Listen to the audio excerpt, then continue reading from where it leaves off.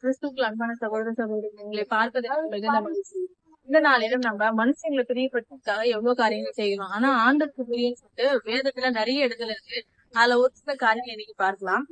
முதலாவது, பலி பார்க்கணும், நீதியும் நியாயமும் செய்யணும் கர்த்தருக்கு பிரியமா. நம்ம ஒரு நாள்ல இதெல்லாம் செய்யணும், பலி செலுத்துதுன்னா நிறைய ஆண்டு கொடுக்குறது அந்த மாதிரி விஷயங்களை விட எது நீதியோ அதை செய்யணும், எது நியாயமோ அது செய்யணும். அது ஒரு ஆண்டவருக்கு ரொம்ப ரொம்ப பிடிக்கும்.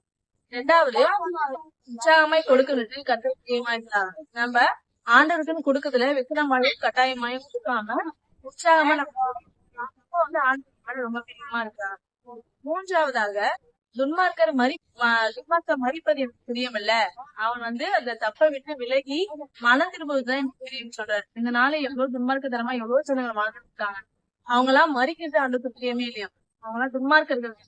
அந்த தப்பை விலகி அவங்க வந்து மனம் திரும்புவது அவங்களுக்கு ரொம்ப ரொம்ப பிரியம். அதுக்கப்புறம், மலை மேல் ஏறுங்கள், மரங்களை வெட்டுங்கள், ஆலயத்தை கட்டுங்கள், அதன் பேரில் நான் பிரியமா இருக்கிறேன் சொல்றாரு. யார் ஒருத்தவங்க ஆலயத்தை கட்டுறாங்களோ, யார் ஒருத்தவங்க ஆலயத்துக்கு கட்டுறதுக்கு ஹெல்ப் பண்றாங்களோ அவங்க மேல ஆண்டவர் பிரியமா இருப்பாராம்.